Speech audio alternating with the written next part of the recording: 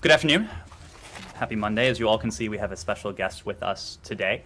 Secretary Blinken will offer some remarks at the top. He'll have time for a question or two, at which point we will resume with our regularly scheduled programming. So without further ado, Secretary Blinken. Ned, thanks very much. Good afternoon, everyone. Good to see everyone here. Before I turn to today's announcement, I want to take a moment to address a few urgent matters. First, I want to condemn again the attack on Friday against the commercial ship the Mercer Street, which was peacefully transiting through the North Arabian Sea in international waters when it was targeted by a drone laden with explosives, killing 2 people. We've conducted a thorough review, and we're confident that Iran carried out this attack. It follows a pattern of similar attacks by Iran, including past incidents with explosive drones. There is no justification for this attack on a peaceful vessel, on a commercial mission, in international waters. Iran's action is a direct threat to freedom of navigation and commerce. It took the lives of innocent sailors. We're currently coordinating with our partners and consulting with governments in the region. And we join others around the world in sending our deepest condolences to the families of the British and Romanian crew members who were killed. Second, on Friday, the White House announced 2 outstanding public servants who, with the consent of the Senate, will be joining our team here at the State Department. Rashad Hussain is the President's nominee for Ambassador at Large for International Religious Freedom. He previously served as Special Envoy to the Organization of Islamic Cooperation, among other key roles in the Obama administration, and he's currently Director for Partnerships and Global Engagement at the National Security Council. Deborah Lipstadt is the President's nominee for Special Envoy to monitor and combat anti-Semitism. She's a scholar of modern Jewish history and Holocaust studies who fights relentlessly against Holocaust denialism, including in a landmark London trial when she was sued for libel by a Holocaust denier, resulting in an overwhelming victory for Deborah and all those fighting Holocaust denialism. She was also a 2-term member of the United States Holocaust Memorial Council and represented our country at the 60th anniversary of the liberation of Auschwitz. We're eager for Rashad and Deborah to be confirmed and to get to work, because this is a critical moment. According to the Pew Center, 56 countries, home to a majority of the world's people, have high or severe restrictions on religious freedom. Here in the United States, as in many parts of the world, we've seen a rise in anti-Semitism and anti-Muslim hatred in recent years. This hits painfully close to home. As you know, there was an anti-Semitic incident here in this building last week. That was deeply disturbing, not only because it was a deliberate act of hate toward many of our employees, but because this is the State Department. And at our best, the State Department leads the fight for the dignity and freedom of people everywhere. And we're resolute in the fight against anti-Semitism. So that swastika wasn't only a threat directed at Jewish people in this building. It was also an insult to our global mission and our national ideals. There's just one response that we'll make to that kind of hatred, and that's to become even more committed to the fight against anti-Semitism. Deborah and Rashad will help us do that. The investigation into that incident is ongoing. We'll share new information as it becomes available. While I'm on the topic of nominees, the State Department now has more than 65 nominees who've been formally nominated and are awaiting confirmation. Within the next week, we're hopeful that a third of those 25 nominees will be pending a vote in the full Senate. These are critical national security positions. They include overseeing security at our embassies and facilities around the world, and helping clear the passport application backlog caused by the COVID-19 pandemic. The American people need these services. The nominees also include those who would lead our diplomacy in vital regions of the world, including Latin America, Asia, Europe, and Africa. The American people need these nominees in place. So we urge the Senate to confirm these individuals expeditiously before the August recess. Now let me turn to another urgent matter. Even as we withdraw our forces from Afghanistan, the United States and our partners remain deeply engaged. We'll continue to work toward an Afghanistan where all Afghans can live in safety and security, and we will continue our support for Afghan institutions and for the gains that the Afghan people have made over the past 20 years. Our partnership with the people of Afghanistan will endure long after our service members have departed. We will keep engaging intensely in diplomacy to advance negotiations between the Afghan government and the Taliban with the goal of a political solution, which we believe is the only path to lasting peace. And we'll keep working closely with countries in the region, which all have a stake in a stable, peaceful, democratic Afghanistan. At the same time, Afghans who worked with the United States or the International Security Assistance Force at some point since 2001 are facing acute fears of persecution or retribution that will likely grow as coalition forces leave the country. We have a special responsibility to these individuals. They stood with us. We will stand with them. Over the past 13 years, the State Department has issued more than 73,000 special immigrant visas to eligible Afghans who have helped the United States and also to their families. Last year alone, we issued nearly 8,000 of those visas. Now, we've accelerated and expanded the program. Congress recently increased the cap by another 8,000 visas. The first flight of Operation Allies Refuge arrived in the United States on Friday. The second flight arrived early this morning, together transporting around 400 people, and those flights will continue. We're now focused on relocating a group of more than 1,000 applicants and their families who have nearly completed processing, around 4,000 people in total. Additionally, we're pursuing third country agreements, so eligible Afghans can be quickly relocated to wait safely in another country while we finish elements of this rigorous vetting process. Getting to this point was not a simple matter. Earlier today, I visited the interagency task force located here at the State Department, responsible for executing this 24/7 operation. I conveyed to them how grateful we are that they're giving their all to this tremendously important and also meaningful mission. Now, as you know, the Special Immigrant Visa Program is defined carefully by statute. And we know that there are Afghans who don't qualify, but who helped us and deserve our help. Some may not have the qualifying employment for the Special Immigrant Visa. For example, they worked for a project funded by the U.S. government, but not for the government itself. Some may not have met the minimum time and service requirement. For example, employees who began working for us more recently. And some were employed by American media organizations or NGOs doing vital work to support democratic progress in Afghanistan. So today, the State Department is announcing a new resettlement program for Afghans who assisted the United States, but who do not qualify for special immigrant visas. We've created a Priority 2, or P2 designation, granting access to the U.S. Refugee Admissions Program for many of these Afghans and their family members. A great deal of hard work has gone into this already, but even more lies ahead. There is a significant diplomatic, logistical, and bureaucratic challenge. We take our responsibility to our Afghan partners deeply seriously. We know the American people do as well. We have a long history in the United States of welcoming refugees into our country. And helping them resettle into new homes and new communities is the work of a huge network of state and local governments, NGOs, faith-based groups, advocacy groups, tens of thousands of volunteers. It's a powerful demonstration of American friendship and generosity. Many Americans are asking how they can help Afghan refugees and their communities get resettled. The answer is to reach out to your local refugee resettlement agency. There are national websites with state-by-state phone numbers.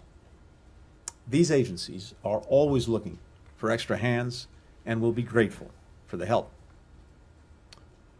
Again, I want to emphasize that although U.S. troops are leaving, the United States remains deeply engaged. We will continue to support Afghanistan through security assistance, humanitarian development aid, and diplomatic support for the peace process.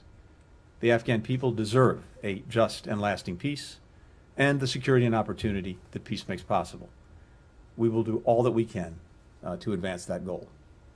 and will continue to welcome Afghan immigrants and refugees as our neighbors in gratitude for helping us despite the danger. We won't forget it. Thank you. Nazira. Mr. Secretary, first of all, thank you so much. I'm Afghan woman. I suffered a lot, I know, but the Afghan people also, I represented them today. Thank you very much for your service.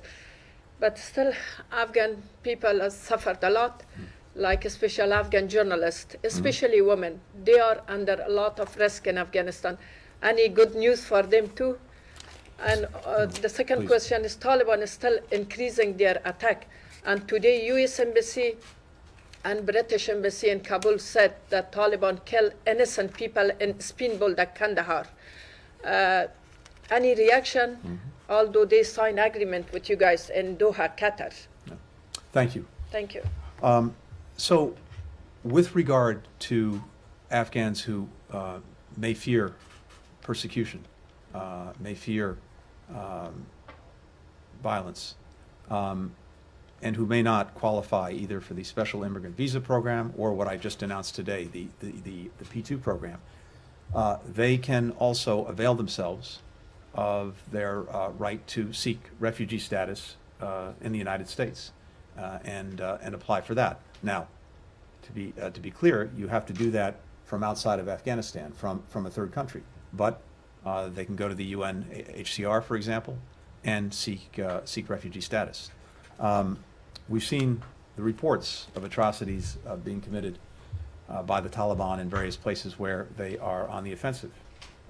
And these reports are deeply disturbing and totally unacceptable. And I think it speaks to a larger issue, which is this. The Taliban has repeatedly said that they seek in the future a number of things. International recognition, international support. They want their leaders to be able to travel freely around the world. They would like sanctions lifted on them. And none of those things are going to be possible if the Taliban seeks to take the country by force and commits the kind of atrocities that have been reported. An Afghanistan, as I've said before, that does not respect the basic rights of its people, that does not have a representative and inclusive government, that does not abide by the main gains of the last 20 years, is an Afghanistan that will be a pariah state, certainly for the United States and I believe for the international community. Thank you. Andrew. If I may follow up on my colleague here from Afghanistan, how do these people under the P1 program even get to third countries? You're asking that, Turkey and other neighboring countries, Iran, open their borders. How can they get from here to there past Taliban checkpoints? They've got targets on their backs. Yeah. And if I might follow up also on the Mercer fleet, how do you interpret this action that you are attributing to Iran? If this is correct, do you view this as an indication of the new government's policy? What action is going to be taken either by us, by Israel, or in some way a combination? Yeah. Thanks, Andrew. So, with regard first to Afghans who seek to leave the country and seek to avail themselves of the refugee programs, et cetera, you're right. This is incredibly hard. It is hard on so many levels. It's hard to pick up and leave everything you know, potentially, family, friends, community, culture, language. And it's hard to get yourself to a place where you can take advantage of what opportunities exist to seek to apply for refugee status. And we recognize that. This is, alas, the case for millions of people around the world who find themselves in very difficult situations, and particularly in Afghanistan now, especially a group of people who may have worked for us, worked for NGOs, media organizations, women and girls and others, who feel an acute sense of threat and fear for the future. And so, as we see again and again, people have to do very difficult things to make sure that they can find safety and security, and we will do everything we can to help them, including making these different avenues of arrival to the United States for this group of people possible. We are also dedicating very significant assistance, humanitarian assistance, not only in Afghanistan itself, but to neighboring countries, to enable them to support those who come to their countries, again, seeking potentially refugee status somewhere or immigrant status somewhere. So that support, I think, makes it a little bit easier, but I don't want to deny the challenge and the difficulty. It is indeed a hard thing. Our obligation, I believe, is in the first instance to make sure that we are making good on our commitments to those who, in particular, put themselves on the line, put their families on the line to help us, whether it was, again, working directly for the United States government, for our embassy, for our military, for the international security force, or whether it was working for NGOs, media organizations, and others. And of course, as we just discussed, some Afghans who don't fit into any of those categories but may feel particularly at risk, we also have the Principal Refugee Program available for them. With regard to Iran, so we have seen a series of actions taken by Iran over many months, including against shipping. So I'm not sure that this particular action is anything new or augurs anything one way or another for the new government. But what it does say is that Iran continues to act with tremendous irresponsibility when it comes to, in this instance, threats to navigation, to commerce, to innocent sailors who are simply engaged in commercial transit in international waters. And as I noted, we are in very close contact and coordination with the United Kingdom, Israel, Romania, and other countries, and there will be a collective response. Thank you very much, Thank you. Secretary.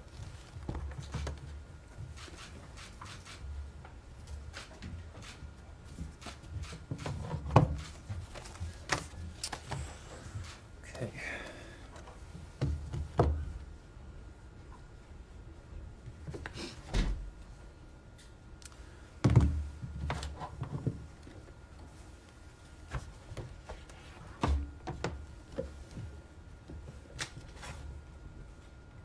We just have one element at the top, and then we will return to your questions. Secretary Blinken will participate this week in 5 virtual ministerial meetings related to ASEAN, or the Association of Southeast Asian Nations. These are the U.S. ASEAN, the East Asia Summit, the ASEAN Regional Forum, the Mekong-U.S. Partnership, and the Friends of the Mekong ministerial meetings.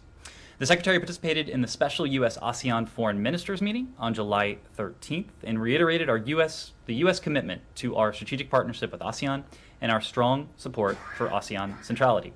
During this week's meetings, Secretary Blinken will underscore that commitment and reiterate U.S. positions on pressing regional issues, including calling on the Burmese junta to immediately end the violence and restore Burma to the path of democracy, supporting freedom of the seas in the South China Sea, improving resilience and transparency through the Mekong-U.S. Partnership, and urging ASEAN members to fully implement UN Security Council resolutions on the DPRK.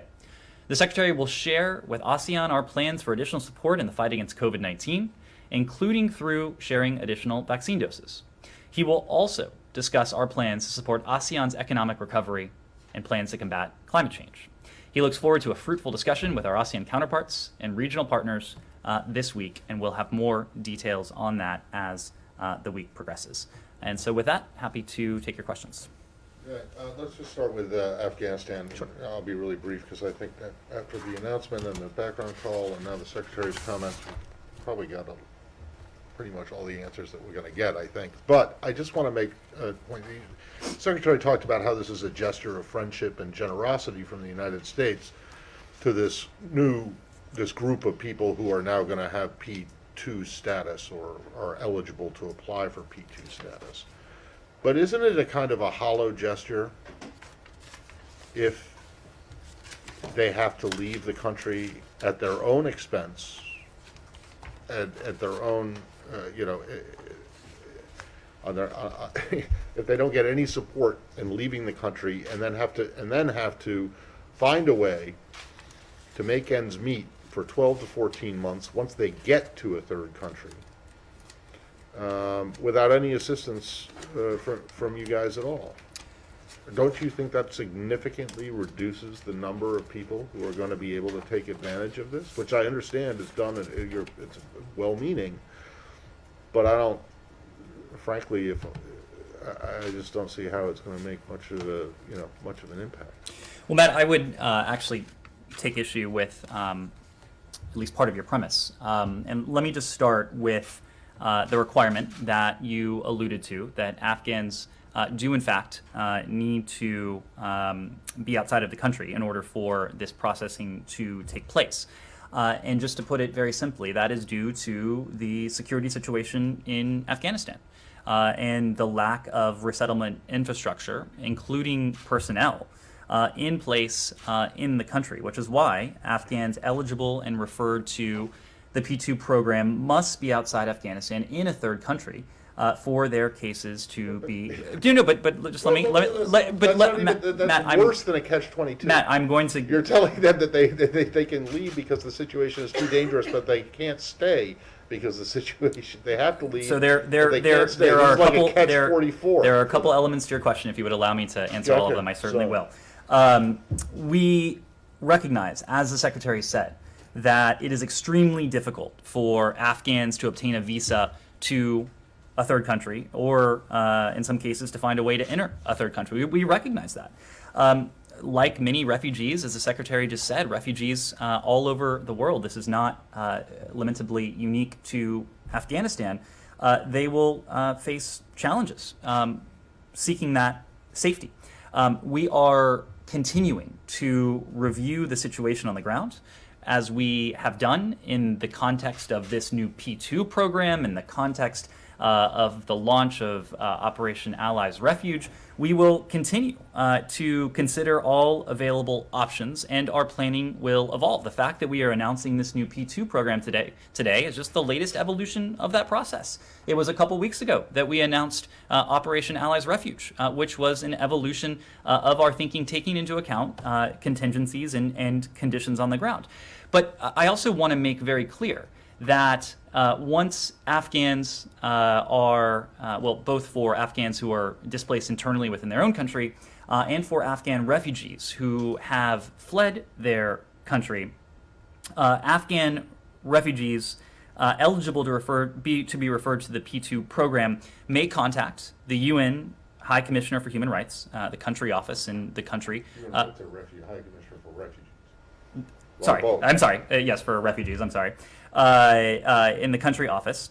It is also quite relevant to this discussion that the United States is the largest single donor of humanitarian assistance to Afghanistan.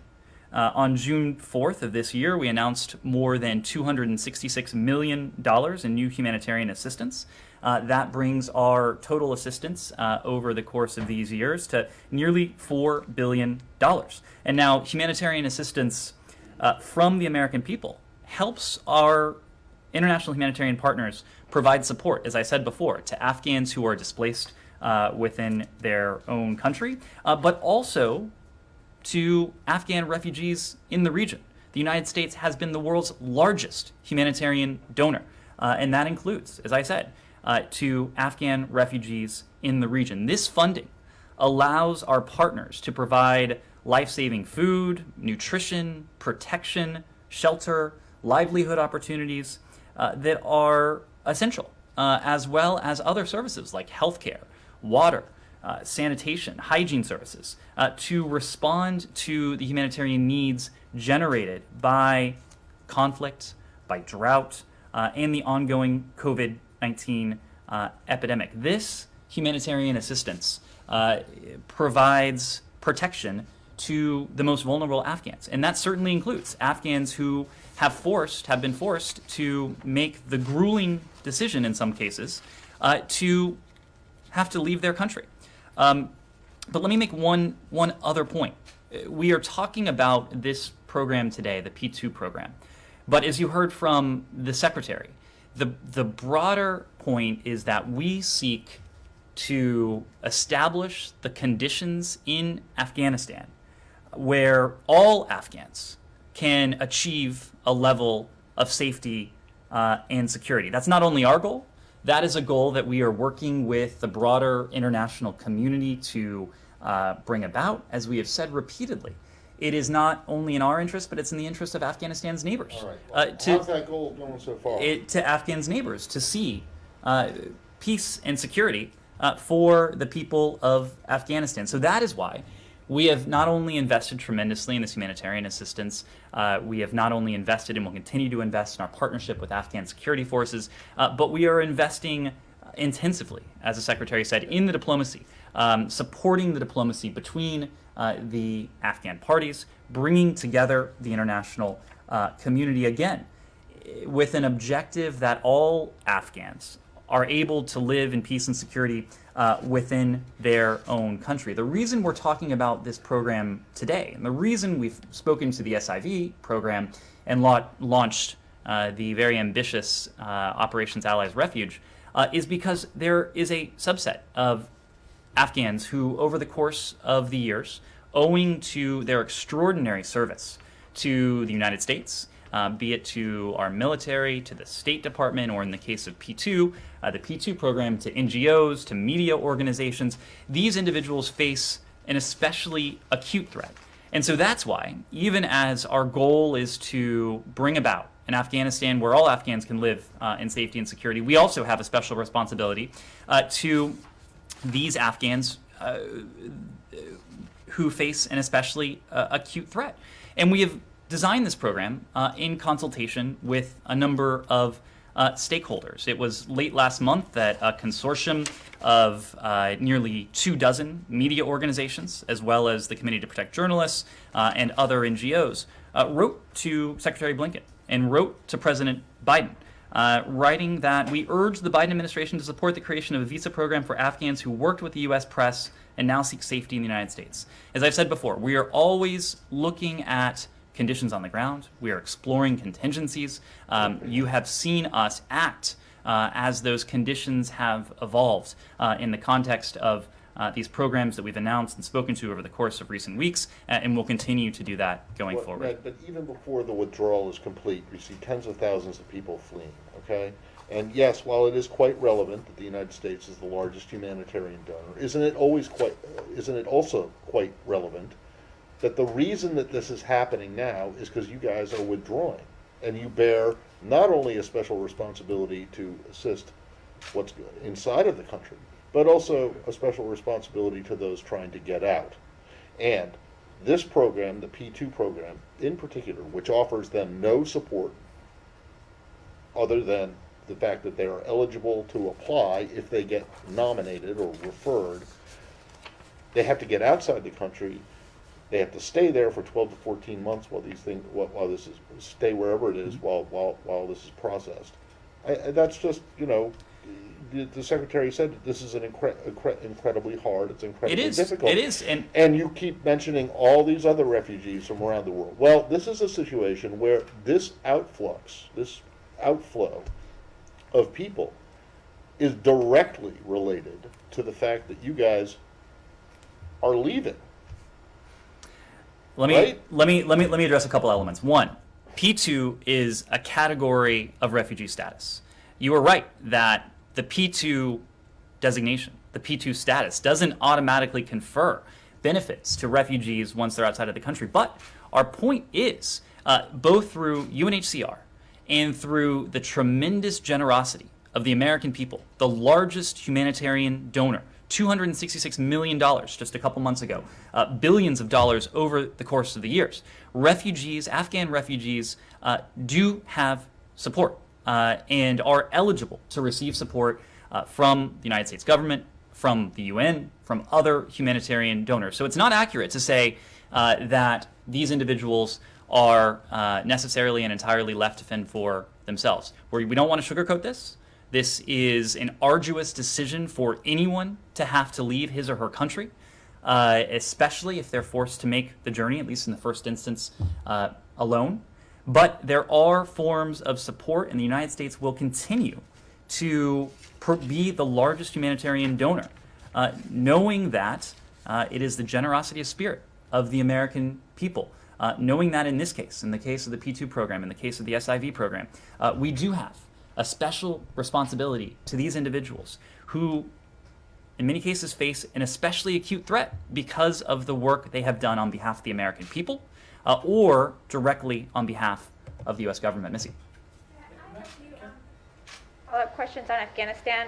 First of all, you referenced and Secretary Blinken referenced the assistance the United States will provide to other countries that will be absorbing some of the Afghan refugees.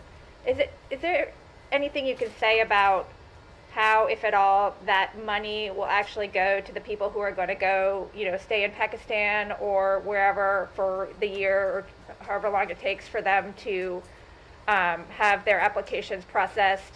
My impression has been that aid, would go to, go through the government and maybe go to refugee camps, whereas, many of these people will be setting up on their own, et cetera. Anything you can say about that?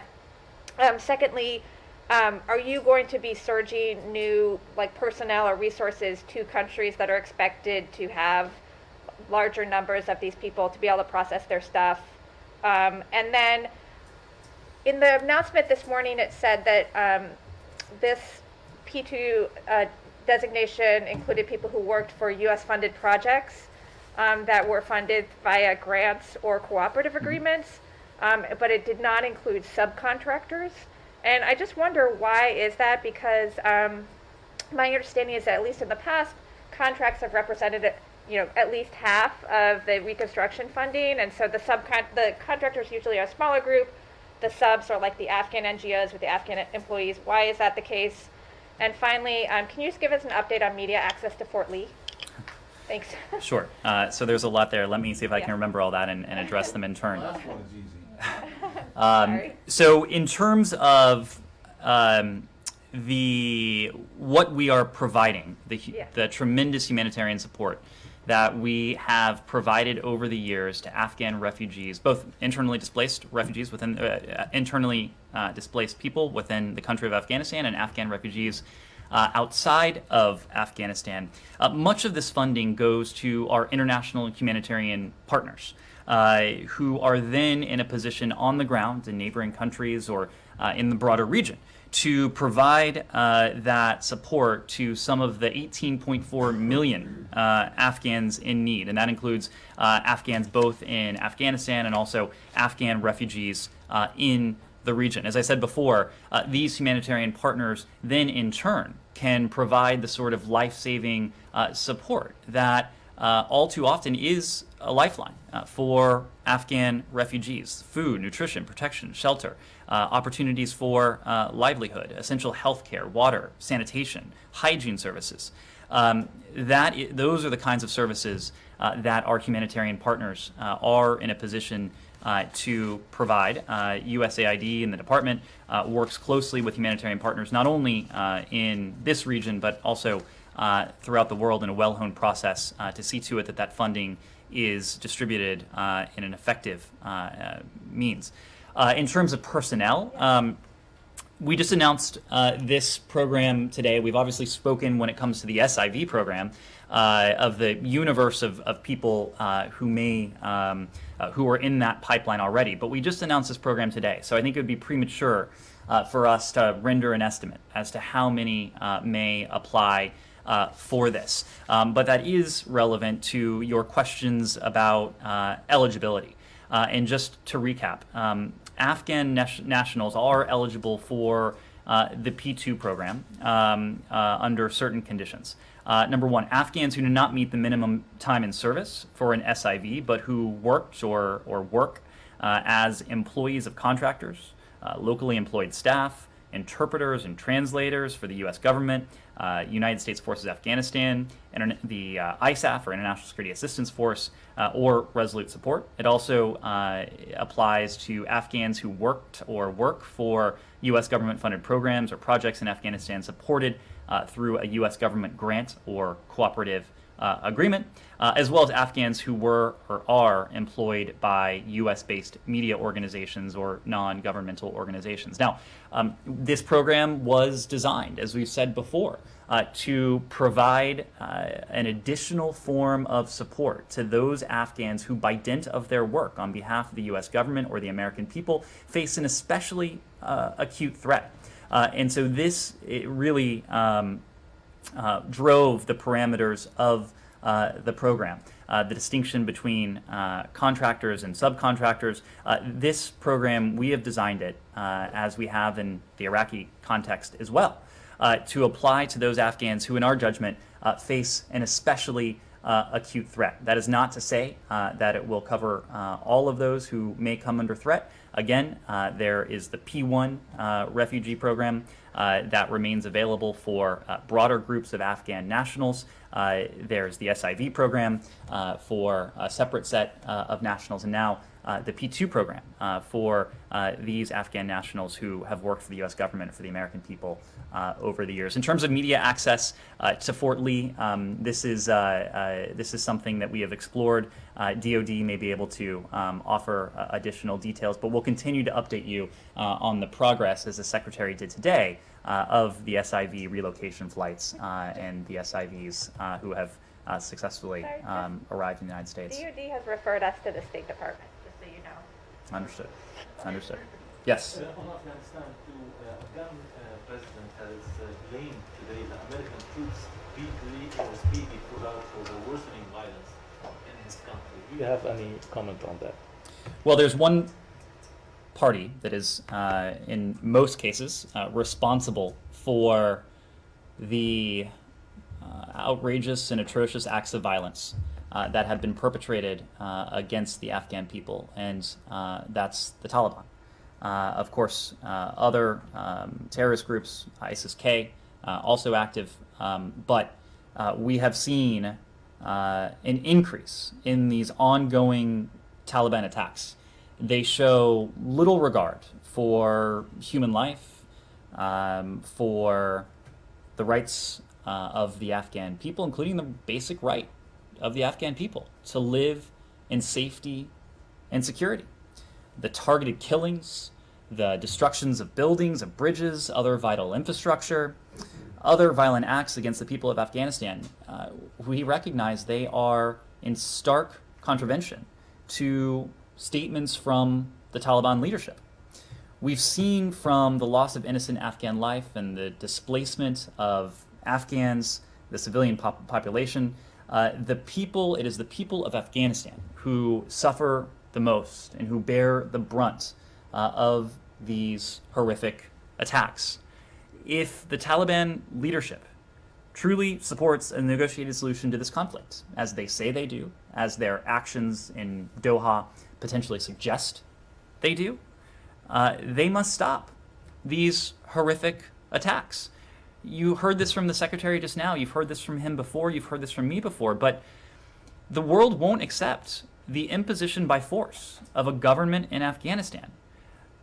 The world will not accept a government in Afghanistan that doesn't respect basic human rights, the rights of women, the rights of minorities, the rights of Afghan girls to pursue an education. The key point is that legitimacy and, importantly, for the durability of any future government of Afghanistan, assistance can only be possible if that government, whatever form it takes, has basic respect for human rights.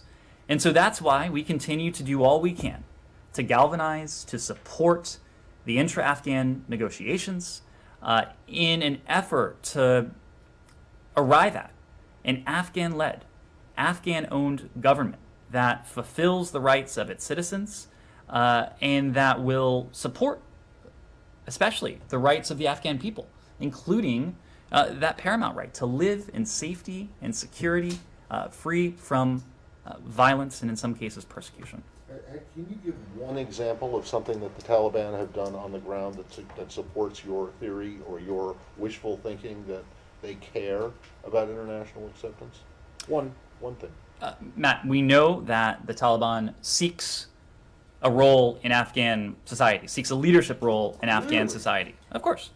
That we can agree on. It is absolutely indispensable, and I think this should be a pretty obvious point too, that any government in Afghanistan will require international assistance. No, it won't. The Taliban did not require international assistance when it ran the country the last time around. They didn't care. They didn't want it. I know that I've gone out stop. This is nuts. What you guys keep saying. The secretary himself said they say that they want international. They want their leaders to be able to travel. They don't want sanctions. There's nothing that has happened that they have done on the ground over the course of the last several months, since April, since this was announced, to suggest that they, in fact, do want what you guys hope that they want. The Taliban. Is there? Can you name one thing? The Taliban continue to engage in Doha. There has been progress in Doha. But you know what? If I had a room at the Four Seasons in Doha, and it was negotiating on, I would say whatever. But that doesn't matter what happens in Doha, frankly. It absolutely does. No, what matters is the atrocities that you even say Matt, are being committed on the ground right now and are getting worse every day. Matt, I'm afraid we might I'll be mixing stop. personal opinions with. It's not. It's fact. You admit it. You acknowledged it. That it's getting worse. You acknowledge that there are horrendous attacks. I'll go back to my notes. Any Afghan government will seek a few things. Number one is durability. It would not be to the Taliban's benefit. It would not be to anyone's benefit to have a government that is beset by civil war and violence. Fair enough, but you're the one, your words, outrageous and atrocious Absolutely. attacks against Absolutely. the Afghan people that are only getting worse. Absolutely. And that's why we are supporting the intra-Afghan talks. We are seeking to do all we can to support the arrival at an outcome that is just and then importantly is durable. All parties want a solution that is durable. Now, clearly, they may have different visions at the moment of what that durable solution might look like. But that's the point of these talks, to arrive at a solution and an outcome that is Afghan-led, that is Afghan-owned, and importantly, a solution that, at least in our estimation, has to respect the basic and fundamental rights of the Afghan people. That's not a sentiment that is unique to the United States. We have heard that from any number of Afghanistan's neighbors, from other countries in the region, from other members of the international community as well. Saeed. Thank you. I want to move on to another topic, to the Palestinian-Israeli issue. First, the Israeli court today put off enforcing the eviction of the Palestinians from Sheikh Jarrah. I wonder if you would urge them to sort of nullify the judgment to begin with on that issue. Then I have a couple more. Well, these reports were just emerging, but we are closely following the reports regarding the Sheikh Jarrah hearing. We've made this point before. Families should not be evicted from homes in which they have lived for decades. We're not going to get into these emerging reports or to comments on various detailed legal discussions, but we're closely following them and will continue to do so. Also, last month, maybe a couple of weeks ago and so on, the Deputy Assistant Secretary of State, Hadi Amr, warned the Israelis that the PA was on the verge of collapse and so on, on the verge of collapse. You still believe that the PA is about to collapse? Are you taking any sort of emergency or urgent measures to sustain it, to augur it, if you would? Well, Das Amr, the State Department, the administration we remain engaged with our Israeli and Palestinian counterparts to take tangible steps that will improve the quality of lives and advance freedom, security, prosperity for all. Obviously, you have heard us speak to additional humanitarian assistance that we've been able to offer even in recent days. We're doing all of this. The diplomacy, the assistance, the engagement in an effort that at its core is really predicated on the simple idea that Israelis and Palestinians deserve equal measures of safety, of security, of freedom, and importantly, of dignity. Das Amr was in the region just a few weeks ago. He met with both representatives of governments, the Israeli government, the Palestinian Authority, but he also met with elements of civil society. And that is a partnership, and especially when it comes to that partnership with the Palestinian people, that we are in the process of rebuilding, and we've been able to make some tangible steps there, including with the announcement of the additional humanitarian support. Is he back in the building? Is he back in town? My understanding is yes. Okay. One last thing regarding the consulate. I mean, it was apparently contingent on passing the budget, and it seems that it has done that. So, do you have any sort of target date for reopening the consulate in Jerusalem? Well, Secretary Blinken was very clear when he was in Jerusalem, when he was in Ramallah, that the United States will be moving forward with the process to reopen our consulate in Jerusalem. I don't have any additional details to share at this time, but we'll be happy to do so when we do. I wonder if you could comment on the report that the Russian ambassador to the U.S. has said there's 24 Russian diplomats who've been asked to leave the country by September 3rd after their visas expired. So why are they being asked to leave? Were any of these people acting in a manner inconsistent with their diplomatic status? And is this a retaliation against something Russia's done? Well, let me first address Ambassador Antonov's remarks. I understand he made these remarks during a media interview, but his characterization of the situation is not accurate. It's incorrect.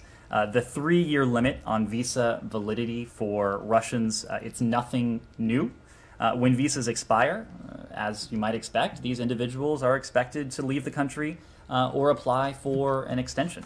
That is what is at play here.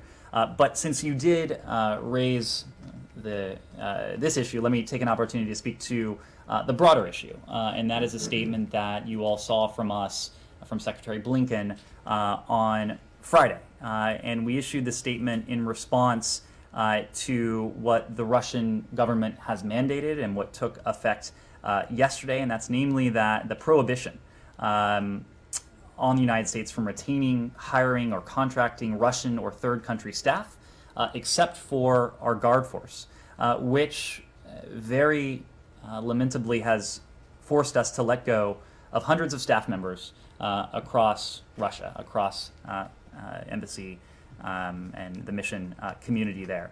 It is unfortunate because these measures have a negative impact on our on the U.S. mission to Russia's operation, potentially on the safety and security of our personnel, as well as our ability to engage in diplomacy with the Russian government. I will say that we reserve the right to take appropriate response measures to Russia's actions. The Russian government has also indicated that it will impose similar measures on the embassies of some of our partners and allies. We also strongly object to this and will stand in solidarity with the other countries, the other members of the diplomatic community there who are affected by this. The point we've made before is that our actions on March 2nd and April 15th, the measures we put into place to hold the Russian government accountable for its range of threats to our interests and to our people, those were a response. We did not escalate. We did not seek an escalation. Those were a response to the Russian government's harmful actions. And we continue to believe that at times like these, we do need open channels of communication between our governments, including through our respective embassies. So we're continuing to evaluate the situation, and we'll update you as we have new development. Sean. Can we pursue that a bit? The ambassador, another thing that he said was that 3-year validity is unique or almost unique to Russia. Is that accurate as far as you see? So the Office of Foreign Missions did issue some guidance recently. What we have said, and we can get you more details if we're able to share on how this applies to Russia. But we announced last week that the department will limit the assignment duration of most newly arriving members of foreign diplomatic or consular missions in the United States to a maximum of 5 consecutive years. Now, of course, that doesn't apply to all missions, but the limitation on duration does help us to balance the lengths of tours for bilateral diplomats assigned to foreign missions in the United States and for U.S. diplomats assignments overseas. 5 years, I would say not The maximum is 5 years so across the board. So when you talk about 3 years, is that accurate? I mean, is that something that's the case with Russians? I couldn't comment as to whether that is unique to Russian diplomats or not. Well, can they apply for renewals? We'll see if we can get you more information on that. Well, because, I mean, you said that after the 3 years for the Russians, when they either have to leave or they... Apply for an extension. Yeah, can they get an extension? Or They have can you apply said for an no? extension. They can apply for an extension, and just But as... have you said that we will not accept any extensions requests? requests? What we've said is that they can apply for an extension. As in all cases, All applications are reviewed on a case-by-case basis. But what you're saying in response to this question is that this is not like a retaliatory move for the... This is not. The characterization that he put forward is not accurate. He also said that you make it possible for them to get visa again, to come back. He said they likely will not come back because you guys make it impossible for them to get visa renewal. Is that, you dispute what he's saying?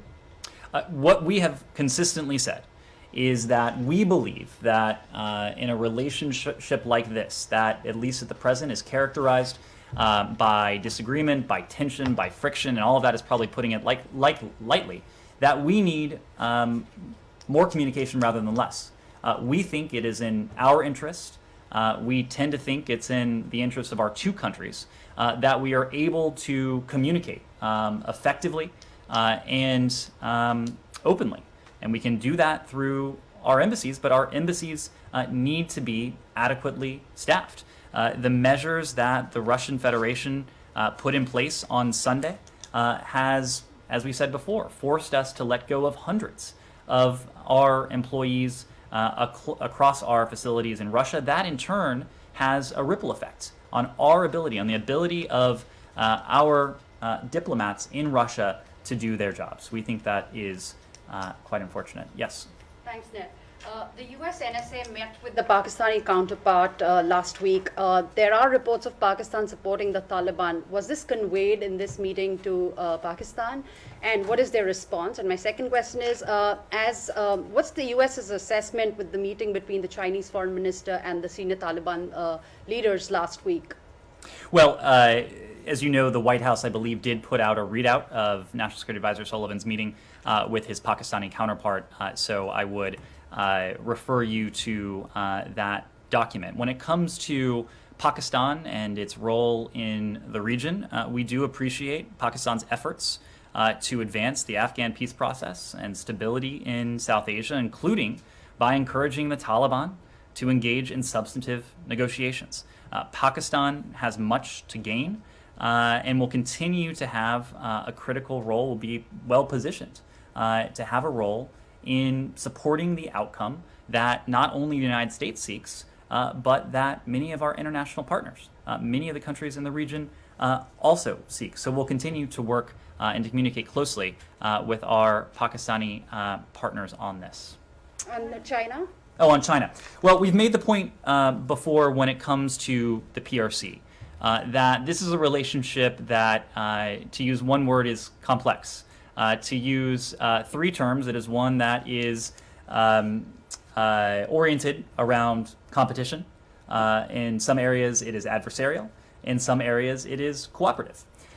Now, As you know, our Deputy Secretary was recently in the PRC. She had an opportunity to explore all three of those areas in a conversation that was candid and expansive. One of those areas where there is at least the potential for some level of cooperation is Afghanistan.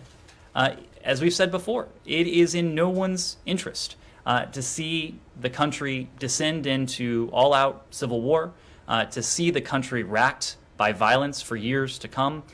It is in everyone's interest to see a solution to the conflict that is just, that is durable, that is Afghan-led and Afghan-owned. If I'm not mistaken, I think I saw a statement from the PRC that used that exact term, an outcome that is Afghan-led and Afghan-owned. So there is an alignment of interests, at least in some areas, when it comes to what we seek in Afghanistan, what the PRC seeks in Afghanistan, and what the broader international community seeks in Afghanistan. And we'll continue to explore how we might be able to coordinate and work together towards that shared goal. Take a final question or two. Kylie? Can I just follow up on Russia for 1 second? So you said that the U.S. is continuing to evaluate the situation regarding the embassy and the staffing. What do you mean by that? Do you mean the U.S. is questioning if they should keep open this embassy in Moscow? Do you mean you're looking at how to respond? Both of those things. Can you just be a little more explicit? Well, so of course, our embassy in Moscow does remain open. When it comes to our other facilities, operations remain suspended at the U.S. Consulate General in Vladivostok. All public-facing services were halted earlier this year at our Consulate General in Yekaterinburg. The CG there no longer provides consular services, including U.S. citizen services such as passport issuance, notarial services, and consular reports of birth abroad. What we have voiced strong objection to, including from the Secretary that you saw on Friday, was the idea that because of the prohibition on the use of Russian or third country staff, that we would have to diminish some of the services and some of the operations that that take place at our embassy in Moscow. What I was referring to there, obviously, we regret this decision that the Russian Federation has taken. Of course, we are going to continue to evaluate what might be appropriate, what may be an appropriate response for us to take going forward. Said. Mohammed. What level the U.S. will participate on the international conference on Lebanon on Thursday or Wednesday? I will let you know if we have anything to say ahead of that when it comes to events later this week. But you heard us reinforce last week with the most recent developments that we have renewed our calls to quickly form a government that is empowered and that is committed to implementing critical reforms. It is critical that Lebanese political leaders set aside their political differences and form a government that is committed to and empowered to enact these reforms. The Lebanese people for far too long have been left to, in many cases, suffer because of the political impasse, the political intransigence and inflexibility that Lebanon's political leaders have demonstrated. With the appointment of Makati as Prime Minister designate, we are renewing our calls for the Lebanese government to make that progress, to show flexibility, and to put the interests of the Lebanese people ahead of their own political or personal interests. Yes? Thank you. I wanted to ask you about Secretary's travel to India last week. How was it, and what do you think were the key achievements of that trip? I'm sorry, what was the last What part? were the main achievements of his trip to India last week? Well, it was, as I think you heard from us at the time, It was the Secretary's first opportunity as Secretary of State to travel to India. It was also an opportunity for us to explore ways that we can strengthen and deepen the comprehensive global strategic partnership that we have with India. The other point that we made is that we have a number of shared interests and shared values with the government of India. We have talked about this in terms of our economic ties, in terms of our trade ties, in terms of our cooperation on climate, in terms of regional security issues, in terms of India's role as an important member of the Quad, and our joint cooperation to put an end to the COVID-19 pandemic, including with the enhanced vaccine production capacity that the Quad arrived at earlier this year. And as you know, President Biden is very much looking forward to a leader-level Quad summit later this year. But with all that, our relationship with India is one that also extends to the Indian people. The ties between the American people and the Indian people are deep, they're enduring, they are predicated on familial ties, they are predicated on mutual respect for one another's heritage and culture. And these are also ties that were on full display during not only the meetings with our government counterparts, but also with elements of civil society. And the Secretary, as he almost always does, had an opportunity to visit the embassy in New Delhi and to thank not only the American diplomats who are there, but also the Indian nationals who are so important and so vital to our mission to deepen and strengthen that comprehensive global strategic partnership. So, go ahead. Sorry if I missed this. Has the Pakistani NSA, did he had any meetings in this building, including Secretary? The National Security Advisor did not meet with the Secretary. As you know, we were traveling all last week, but the White House did read out his meeting with National Security Advisor Sullivan. Thank you all very much. Thanks.